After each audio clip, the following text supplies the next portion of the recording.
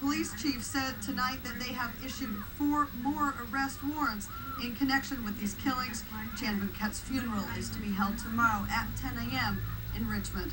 Reporting live in Richmond. I think APPS really brought together the Southeast Asian community after the unfortunate death of a young Laotian teenager, and realized that it was important for the Southeast Asian community to organize and come together and bring attention to the unique issues facing that community.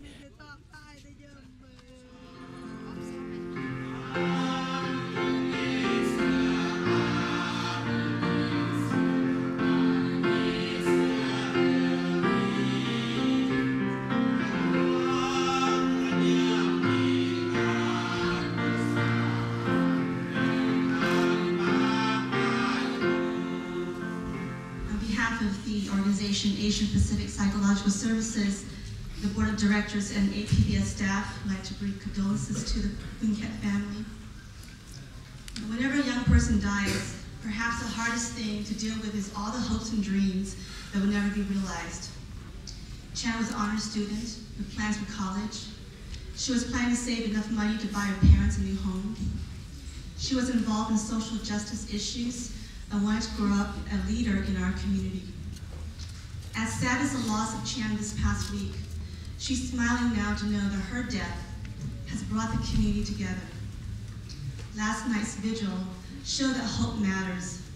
In spite of the violence that we see and experience in our streets and homes, together we can stop the violence and make a difference.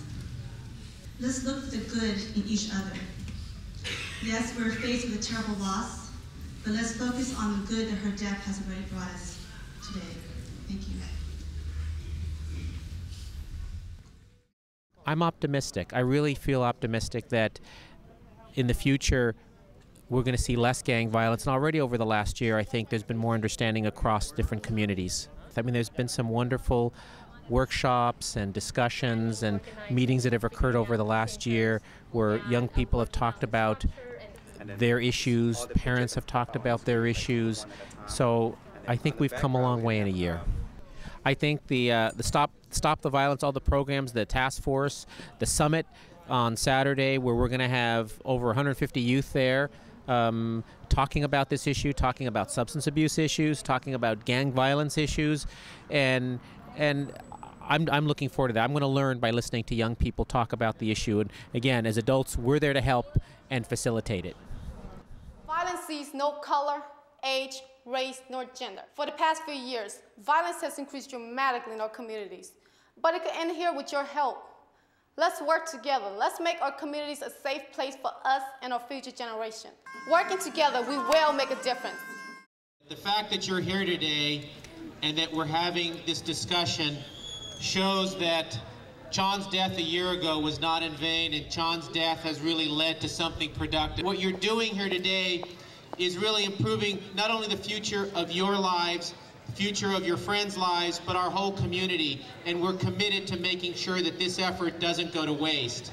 It was just such a great experience and a blessing to me to be able to work with all the Youth Summit like all the young people in the Youth Summit. And it's great seeing so many adults here too, because I know they're here supporting youth leadership. We were successful in getting youth out from this community, so I thought it was a great event, and I'm looking forward to next year. Yeah. I'm very satisfied with the turnout. I thought it was great. I thought the people did a lot, participated, and the workshops went well. We got good feedback from all the evaluation sheets, and it was a great day for, this is a great first-time experience, so hopefully next year will be better.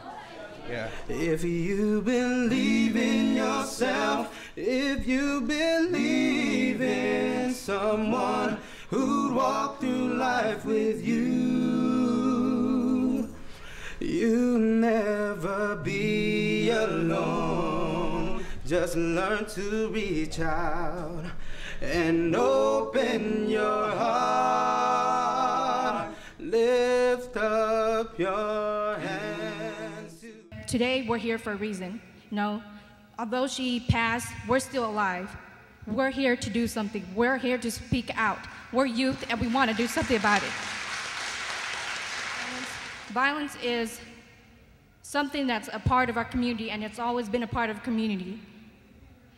Nobody is doing anything about it. Well, we're doing things about it, but we're not doing enough.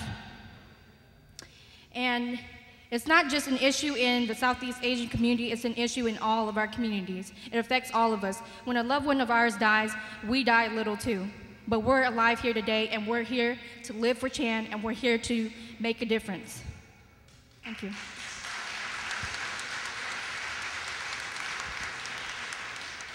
Every one of us can make a difference.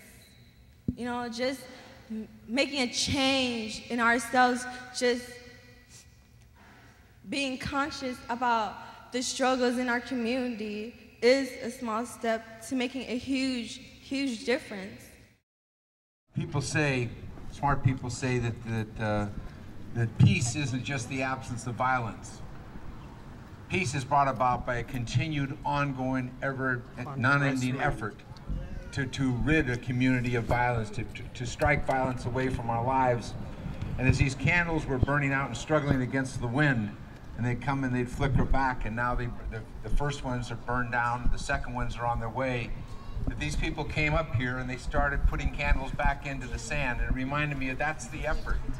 That if we're going to have peace in our community, it's going to require that every day we do something to rid our community of the violence. And for the young people, it's the new candles are replacing the old candles. But all of us are going to have to take responsibility.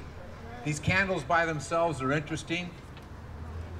Together, they're a source of heat, they're a source of light. If it got real dark here, we would feel a source of security by all of these candles. That's what we have to do in our community in honor of Chan.